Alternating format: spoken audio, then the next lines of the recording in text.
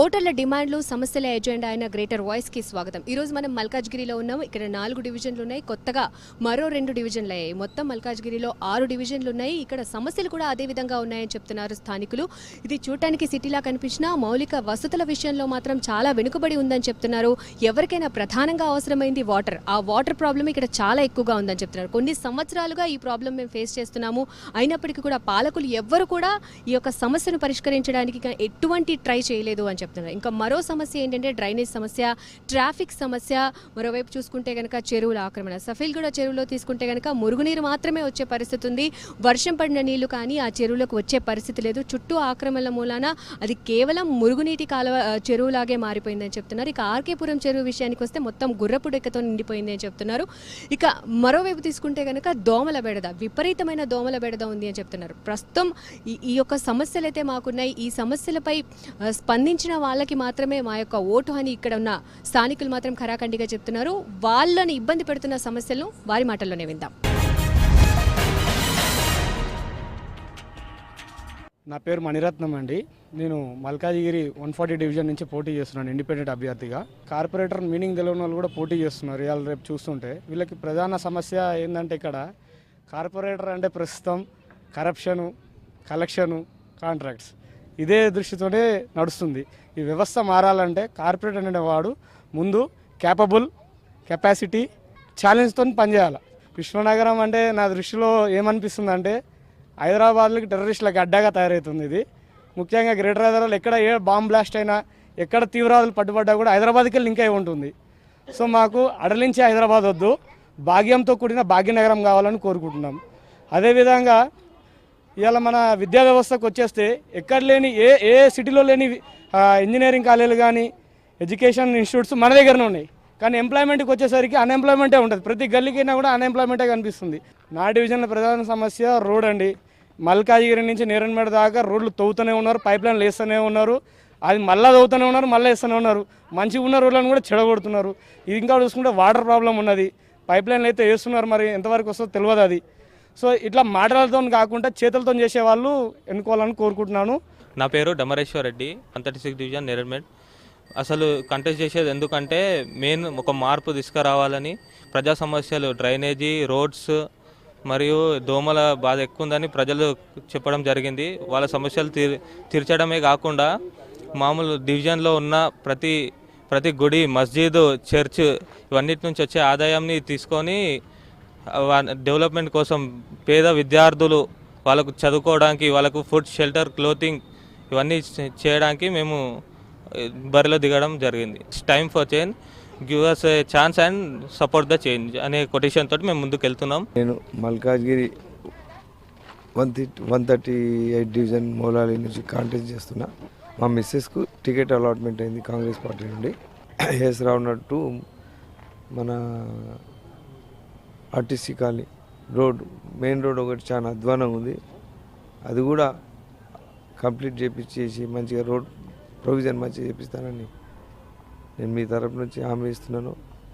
అదే రకంగా ఎస్ రావునట్టు వినాయక్ నగర్ మెయిన్ రోడ్, ఆ ఓల్డ్ సప్లైడ్ చౌరస్తా దగ్గర గత 2 సంవత్సరాల నుంచి కూడా అది మరి అక్కడ ఎస్టాబ్లిష్ ఎందుకు చేస్తలేరో, రోడ్ ఎందుకు కంప్లీట్ చేస్తలేరో తెలియదు. కానీ ఎప్పుడు గుంటలు తీస్తారో అట్లే పెడతారు. మరి మా కార్పొరేటర్ షాప్, ఇంతకుముందు ఉన్న కార్పొరేటర్ షాప్ కూడా అక్కడనే ఉంటుంది, కానీ అది పట్టించుకోలేదు. ఇవన్నీ కూడా కంప్లీట్ చేస్తానని చెప్పి మరి అదే మిమ్మల్ని కోరుకుంటున్నా. భరత్ నగర్లో ఎప్పుడు మంచినీటి కొరత ఉంటుంది ఎప్పుడు, ఎందుకంటే హిల్ ఏరియా అంతా రాక్ ఏరియా. ఇక్కడ major burning problem, water problem బాగున్నది. ఇంకొకటి రోడ్లు అస్తవ్యస్తంగా ఉన్నాయి. వెహికల్ మీద పోవాలంటే ఇప్పుడు ఈ మధ్యన ఏజ్డ్ పర్సన్స్ ఉన్నారు. ఇప్పుడు ఏంటంటే దీనివల్ల ఈ ఎత్తొంపులతోటి వాళ్ళకు హాస్పిటల్ పాలు తొందరగా అయిపోతున్నారు. నరాల ఇది అయిపోయి స్నేక్ ఛార్జెస్ కూడా ఎక్కువైపోయారు. దాని గురించి ఎన్నిసార్లు పోలీసు వాళ్ళకి చెప్పినా ఇట్లా పట్టుకుంటూ మళ్ళీ స్టార్ట్ అవుతున్నాయి. వీక్లీ ఒక 1 వీక్ ఇట్లా పట్టుకున్నాం చేసినాం అని అంటూనే ఉన్నారు. మళ్ళీ ఎక్కడో దగ్గర స్టార్ట్ అవుతూనే ఉంది. 13 రిజర్వాయర్లు కడతా ఉన్నారు. అందులో 2 రిజర్వాయర్లు మన డివిజన్లోనే ఉన్నాయి కాబట్టి చాలా సంతోషంగా ఉన్నారు. చిన్న సమస్యలు ఉన్నాయి. ఏదైతే పైప్ లైన్ల కోసం తవ్వి పెట్టిన గుంతలు ఉన్నాయో ఆ గుంతల వల్ల పబ్లిక్ ఇబ్బంది పడుతున్నారు. కానీ ఏదన్నా పని చేయాలంటే తప్పకుండా అది డిగ్గింగ్ చేసి పైప్ లైన్ వేయాల్సిందే కదా. వేసిన తర్వాత ఆ ట్రెంచ్ ఫిల్లింగ్ కూడా అదే టెండర్లో ఎస్టిమేట్లో ఉంది కాబట్టి కొద్ది రోజులు ఇబ్బంది పడక తప్పదని చెప్పి, అదేవిధంగా వీలైనంత మేము గెలవగానే ఇమీడియట్ వర్క్ ఇంకా స్పీడప్ చేసి త్వరలో పూర్తి చేయించి వాళ్ళకున్న సమస్యలన్నీ తీరుస్తామని హామీ ఇస్తా ఉన్నాం. ప్రస్తుతం ఉన్న నాయకుల్లో అభివృద్ధి మీద ఆకాంక్ష తగ్గింది, వాళ్ళకి పదవుల మీద ధ్యాస పెరిగింది. గత 20 సంవత్సరాలుగా ఆ నాయకుల తాలూకా చిత్తశుద్ధిలోనే ఈరోజు నా మల్కాజ్గిరి అభివృద్ధి కాకుండా ఎందుకు పనికిరానటువంటి ఒక మురికి కూపంగా తయారైంది. ఎక్కడైతే పచ్చని చెట్లు చక్కటి నీరు ఉంటుందో అక్కడ అభివృద్ధి సాధ్యం అంటారు. మహానగరంలో ఎవరికీ లేని వనరులు వసతులు మల్కాజ్గిరికి ఉండేవి. వాటిని పాలకులు అంటే వాళ్ళు రియల్టర్లతో చేతులు కలిపారనా లేకపోతే వాళ్ళ స్వార్థమనా కానీ ఆ ప్రకృతి ఇచ్చిన సంపదను ధ్వంసం చేశారు. తద్వారా మల్కాజ్గిరి అభివృద్ధి ఎక్కడో పోయింది. 1980లో మల్కాజ్గిరి మున్సిపల్ గ్రామ పంచాయతీ నుంచి 3 గ్రామ పంచాయతీల నుంచి మేజర్ గ్రామ పంచాయతీగా వచ్చింది. ఆ వచ్చినాక 7 సంవత్సరాల దాకా దాని గురించి డెవలప్మెంట్ చేయడం కానీ పనులు కానీ చేయలే. సో అప్పుడప్పుడు విస్తరిస్తున్నటువంటి మహానగరంలో మల్కాజ్గిరి సికింద్రాబాద్కి ఆనుకొని ఉండడంతో మధ్యతరగతి వాళ్ళు, ముఖ్యంగా మధ్యతరగతి వాళ్ళు వలసదారులు ఇక్కడ పెరిగిపోయి చౌకగా స్థలాలు దొరుకుతున్నాయి కదా అని చెప్పి అన్నప్పుడు లేఅవుట్లో స్థలాలు కొనుక్కొని ఇల్లు కట్టుకోవడంతో కన్స్ట్రక్టివ్గా డెవలప్మెంట్ జరగలేదు. సో దాని దిక్కెళ్ళి రోడ్ల డెవలప్మెంట్ ఇప్పుడు చేద్దామంటే కుదరని పని అయిపోయింది. ఆర్కా నగర్, చైతన్యపురి, తర్వాత విమలాదేవి నగర్, విష్ణుపురి, శివపురి కాలనీల్లో చేతితోటి బావిలో పెట్టి బకెట్ తీసుకునే నీళ్ళు తీసుకునే పరిస్థితి నేను చూసా. ఈ రోజున 1400-1500 లోతు బోర్లు కొడుతున్నా కూడా నీళ్లు పడిన దౌర్భాగ్య పరిస్థితి ఏర్పడింది. పాలకులకి అసలు చిత్తశుద్ధే లేదు అభివృద్ధి మీద. దండు ఆగయ్య గారు నా చిన్నతనంలో, ఇప్పుడు మనం నిలబడిన స్థలం అండి దండు ఆగయ్య గారిది. వారు ఆ రోజుల్లో మల్కాజ్గిరి అభివృద్ధి కోసం అని చెప్పి జిల్లా పరిషత్ హై స్కూల్కి, జిల్లా పరిషత్ గర్ల్స్ హై స్కూల్కి పాటు 100 పడకల ఆసుపత్రి కోసం ఈ స్థలాన్ని ఇచ్చారండి. దాంట్లో సగం కబ్జా చేసి మున్సిపల్ ఆఫీస్ వాళ్ళు మున్సిపల్ కార్యాలయం కట్టుకున్నారు. మిగతా కలెక్టర్ గారు ఏమో ఇక్కడ రెవెన్యూ కార్యాలయం కడదామని చూశారు. కొంతమంది అడ్డం పడ్డారు కాబట్టి ఈ రోజున కొద్దిగా హాస్పిటల్ కన్స్ట్రక్ట్ అవుతోంది. 3 చెరువులు ఉండేవి. రామకృష్ణాపురం చెరువు ఒకటి, సఫిల్గూడ చెరువు, బండ చెరువు అని 3 ఉండేవి. ఇవే ప్రధానంగా వాటర్కి ఆధారం ఉండేది. పంట పొలాలు సస్యశ్యామలంగా ఉండేవి. అటువంటి పొలాల దగ్గర కూడా లేఅవుట్లు చేసి సక్రమంగా లేఅవుట్లు చేసి అమ్మేయడం, అక్కడ కూడా ఇండ్లు రావడం. పైపెచ్చు ఏంటంటే ఈ మురుగునీరు అనేది ఇండ్లలో నుంచి కానీ ఇండస్ట్రీల్లో నుంచి కానీ పనికిరాని పొల్యూటెడ్ వాటర్ అంతా కూడా ఈ చెరువుల్లో వదిలేయడం వల్ల, చెత్తా చెదారం వేయడం వల్ల మొత్తం క్లే అంతా కూడా గడ్డగట్టిపోయి ఏదైనా వాన పడినా కూడా నీళ్లు ఇంకని పరిస్థితి ఉంది చెరువుల్లో. ఈ నీళ్ళు అనేది ఇంకకపోవడం, ఒకవేళ ఏదైనా చెరువు నిండుతుంటే కూడా కొంతమంది అక్రమార్కులు చెరువుల చుట్టుపక్కల కబ్జాలు ఉన్నాయి. ఆ స్థలాలు కాపాడడానికి వాటికి ఉన్న తూములన్నీ కూడా బాంబులు, డైనమిట్లు పెట్టి పేల్చివేసి ఆ నీళ్లను వదిలేయడం జరుగుతుంది. దానివల్ల వాటర్ స్కేర్సిటీ అనేది చాలా భయంకరంగా ఉంది. అయితే చిత్తశుద్ధి అనేది నాయకుల్లో లేదు. ఎంతసేపటికి డబ్బు, అంగబలం, అర్ధబలం ఉన్నవాడే రాజకీయాల్లోకి వస్తున్నాడు. ఈ కార్పొరేషన్ పదవులు కానీ, ఏ ఎమ్మెల్యే పదవులు కానీ ఏవి కూడా వాళ్ళే అనుభవిస్తున్నారు. వాళ్ళకి ప్రజల మీద వాళ్ళు డెవలప్ కావాలి, ఇది డెవలప్ చేయాలి మన గ్రామం అనే చిత్తశుద్ధి ఎవరికీ లేదు. ప్రధానంగా మల్కాజ్గిరి సర్కిల్లో దోమలు, విపరీతమైన దోమలు. ఎందుకంటే ఈ చెరువుల్లో ఈ మురికి నీరు, ఇళ్లలో నుంచి వ్యర్థ పదార్థాలు ఇవన్నీ రావడంతో అక్కడ లార్వాలన్నీ పెరిగి విపరీతమైన దోమల బెడద ఉంది. దోమలు కరగడం వల్ల డెంగ్యూ, మలేరియా, అన్ని నానా రకాలైనటువంటి దోమలకు సంబంధించి ఎన్ని వ్యాధులు రావాలన్నా అన్నీ వస్తున్నాయి. ఇదంతా మున్సిపల్ అధికారులకి తెలిసినా కూడా వాళ్ళు ఈ ఫాగింగ్ కానీ, క్లీనింగ్ కానీ, డ్రైనేజీలు రోడ్ల మీదనే బొర్లుతూ ఉంటాయి. ఈ డ్రైన్ లైన్లు, వాటర్ పైప్ లైన్లు సమాంతరంగా వేయడం వల్ల ఈ మురుగునీళ్ళు చేరి మంచినీళ్ళల్లో మురుగునీళ్ళు వస్తున్నాయి.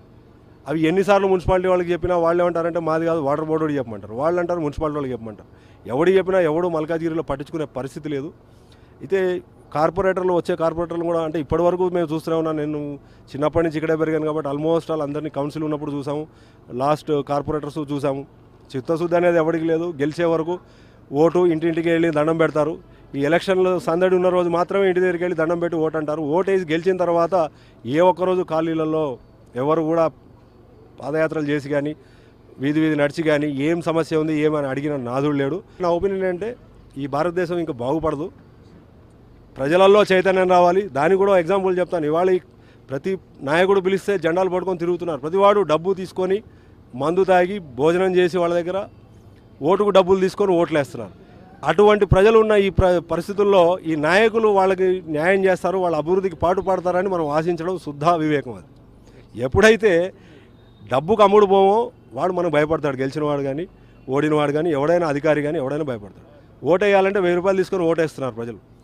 వాడు ఏదైనా సమస్య వచ్చి అయ్యా నువ్వు కార్పొరేటర్ తిరిగిపోతే ఆ రోజు నువ్వు 1000 రూపాయలు తీసుకొని నాకు ఓటేసావు, నేను నీకు ఎందుకు చేయాలి అంటాడు. సో ఈ దౌర్భాగ్యం అనేది ఫస్ట్ నిర్మూలించాలి. ఈ దౌర్భాగ్యం నిర్మూలించే పరిస్థితి లేదు. మేము శాయశక్తులా అన్ని సోషల్ వెబ్సైట్లలో అన్ని చోట్లలో మీటింగుల్లో ఎక్కడ చెప్పినా కూడా ప్రజలలో మార్పు రావడం లేదు. ఈ మార్పు వచ్చి వాళ్ళలో ఒక రెవల్యూషన్ వచ్చినాడే ఈ అభివృద్ధి, మల్కాజ్గిరి అభివృద్ధి కానీ దేశాభివృద్ధి కానీ జరుగుతుంది. నా పేరు శ్రవణ్. నేను ఇదే మల్కాజ్గిరిలో పుట్టి పెరిగానండి. నేను ఒక పోస్ట్ గ్రాడ్యుయేట్ని, ఒక సాఫ్ట్వేర్ ఇంజనీర్ని. రోడ్ల పరిస్థితి చూడండి. రోడ్లు మినిమం ఫెసిలిటీస్, శానిటీ కానీ లేకపోతే ఫుడ్ అండ్ శానిటేషన్ మీద నేను కనీసం మున్సిపల్ ఆఫీస్లో ఒక 10-15 సార్లు కంప్లైంట్లు ఇచ్చానండి. కనీసం ఒక్క అధికారి కూడా ఒక్కసారి కూడా వచ్చి చూసిన పాపం లేదు.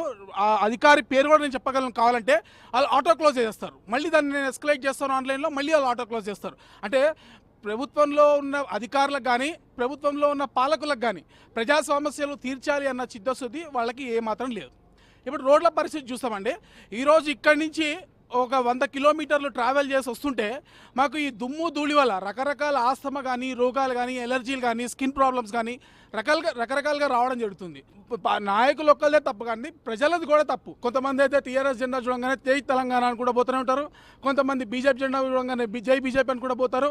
అంతేగాని నిజంగా ఒక అభ్యర్థి అరే నిజంగా చదువుకున్నాడు, ప్రజలకు సేవ చేస్తున్నాడు అనే ఒక్క ఆలోచన చేసిన పరిస్థితి ఈరోజు లేదు. ఈరోజు అట్లాంటి క్యాండిడేట్లు ఉన్నారు. డబ్బు కోసం అమ్ముడుపోకుండా, సారా ప్యాకెట్ కోసం అమ్ముడుపోకుండా నిజాయితీగా ఎవరు మంచి వాళ్ళో వాళ్ళని గుర్తించి మీరు గెలిపిస్తే ప్రజాస్వామ్యాన్ని ఈరోజు మీరు కాపాడే వాళ్ళు అవుతారని నేను మీ అందరికీ విజ్ఞప్తి చేస్తున్నాను.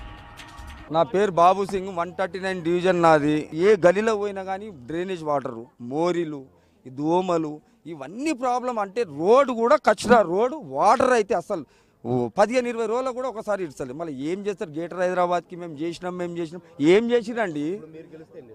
నేను గెలిస్తే మాత్రం నేను చేసేది నా మున్సిపల్ పరిధిలో ఏముందో అవన్నీ నేను మాత్రము ప్రజలకు అందిస్తాను. నేను ఎక్కువ మాటికి స్లమ్ములు ఉన్నాయి కానీ స్లమ్ల పరిస్థితి చూస్తే మాత్రము డబుల్ బెడ్రూమ్లు అంటుర్రు, ట్రిపుల్ బెడ్రూమ్లు అంటారు కానీ ఏ బెడ్రూమ్ మా స్లమ్ వాళ్ళకైతే 1% కూడా రాలే ఇంతవరకు. మాకు ఉన్నది బీజీఆర్ నగర్ ఉన్నది, ఉప్పర్ కూడా ఉన్నది, లెపర్సీ కాలనీ ఉన్నది, తాళబస్తీ ఉన్నది. అన్నిట్ల సమస్యలే సమస్యలు. జోహార్ నగర్ ఇప్పుడు ఉన్న మన కస్తూర్బాయి నగర్లో ఏ రోడ్ చక్కగా ఉన్నది చెప్పండి మాకు. అన్ని సమస్యలు తప్ప వేరేది ఏం లేదు. అంటే ఈ ఒక్క ప్రభుత్వమే అని చెప్తలేను, ప్రతి ఒక్క ప్రభుత్వం వచ్చింది కానీ ఇంతవరకు ఏం పట్టించుకోలేదు.